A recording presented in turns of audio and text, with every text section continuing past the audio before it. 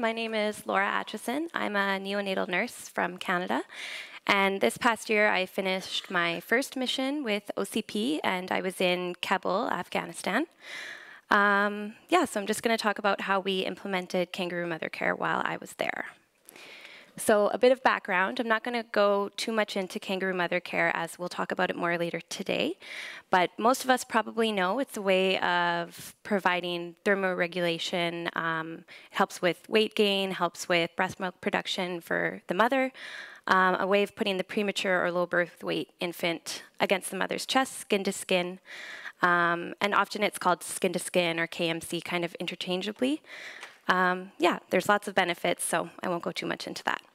Afghanistan, it still remains one of the hardest places for a mother to have a baby. The neonatal metabolic rate, mortality rate in 2015 was 36 per 1,000 live births, and it's 9th in the world for deaths from complications related to prematurity. Currently, there's no national Kangaroo Mother Care strategy or plan at a national level. MSF, we've been in Afghanistan for a long time, kind of on and off. The Dasht Barchi project, which is where I was, is relatively new. It was opened in 2014. Bit more about Dasht Barchi. So it's a large suburb of Kabul. It's about 1.2 million people, so bigger than Stockholm. And as I said, we opened in 2014. It's a strictly maternity project, emergency maternal care with a newborn unit. And in 2015, its first year was extremely busy. And in the newborn unit itself, we had over 1,300 babies admitted. Our success with Kangaroo Mother Care in Afghanistan has not been formally followed or tracked, but the idea is that it's been pretty sporadic and limited the uptake of it.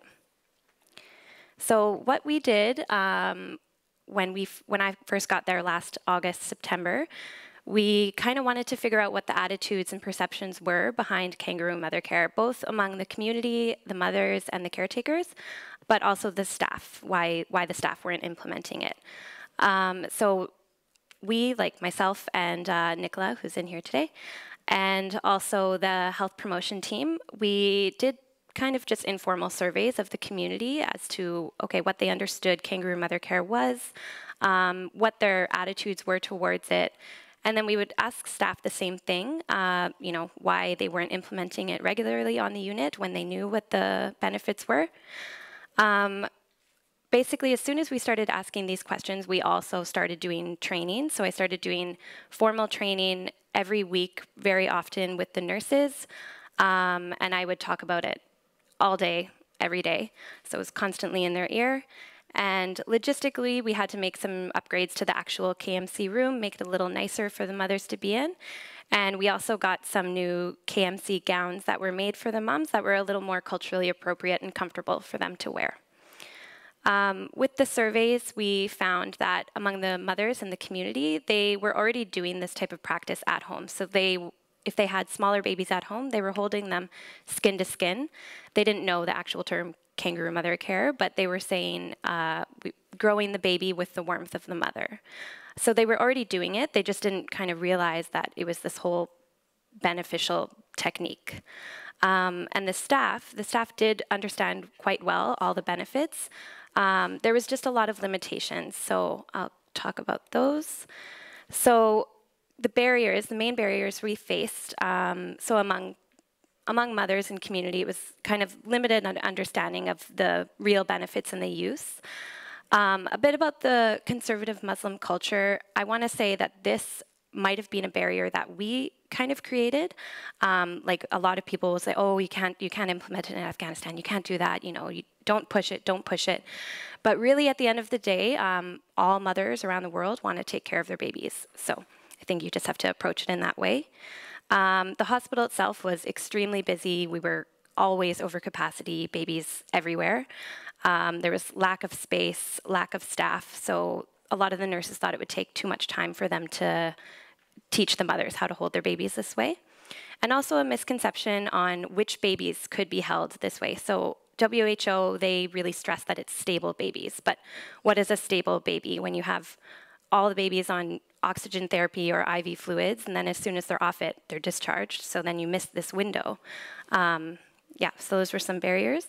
And facilitators, so of course the mothers were our biggest facilitators for KMC. Once we kind of got the ball rolling and they started to realize it's really easy, it helps their breast milk production, they can continue it at home. They would come in every day. We had one mother who would kind of look at me and pat her chest, and then we would get baby set up. And soon they would spread it to the other mothers and let them know, this is how you should be holding your little baby. Also, once the nurses started realizing it was easy, it was practical, and also they wouldn't really have to worry too much about the baby's temperature while the mother was holding the baby, they started to do it more often. We also put it into the medical orders, so all babies that were premature, less than 2,500 grams, we would make it an actual medical order. And this made it a little more structured for the nurses to follow. It didn't mean that they couldn't pick a baby out and say, oh, it's not an order, can we do it anyways? It just kind of made it more structured. And we also put a KMC champion into the roster. So this was one specific nurse who was always in charge of KMC for 1 month. So it was kind of a consistent thing. They were always promoting KMC in the whole hospital, and they became really empowered in their role as well.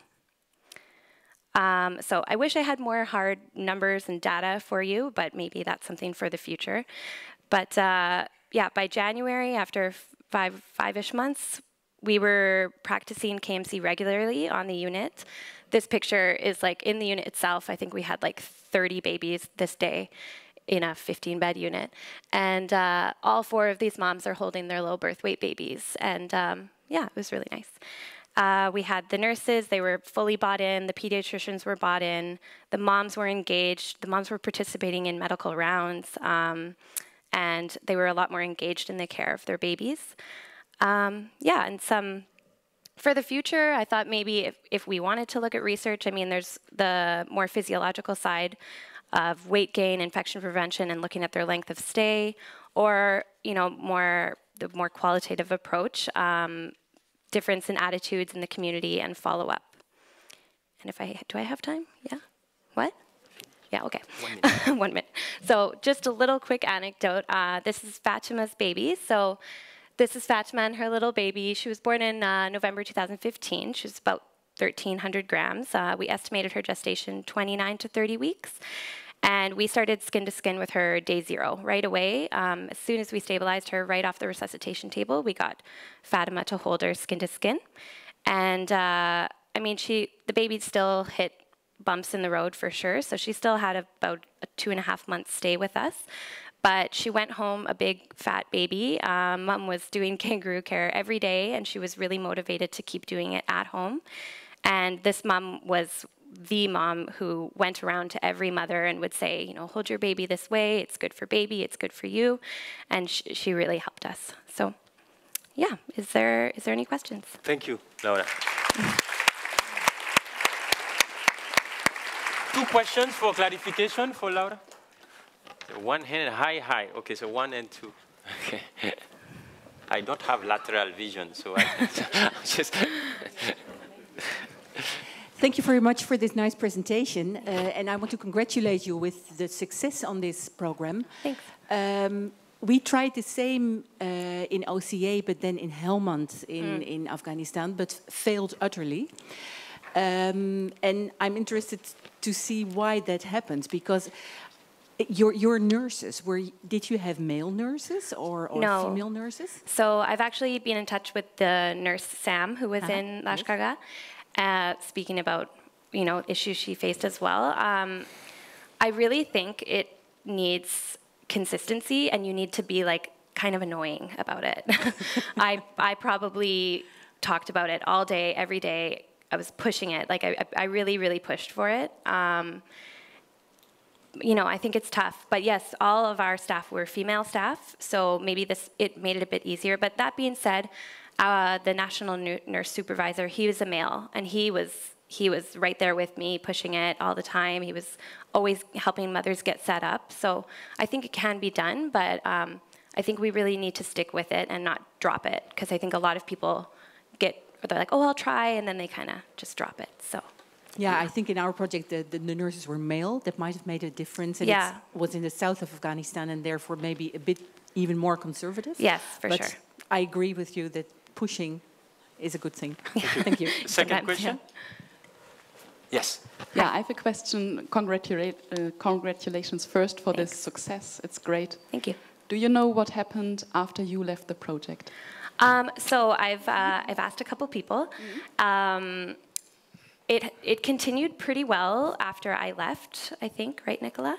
Yeah. And then just now I've spoken with the medco she has just left, but she was there when I was there. And she said it's continued, and it's a bit more sporadic, which I think is expected. And there was no replacement for me either. But it's still continuing more than it was. And the nurse supervisor who's currently there, he's still really motivated to continue it. And I also think we just keep motivating him, and I still keep in touch with him. So as long as we keep motivation high. But yeah. Thank you. Thank you. Good.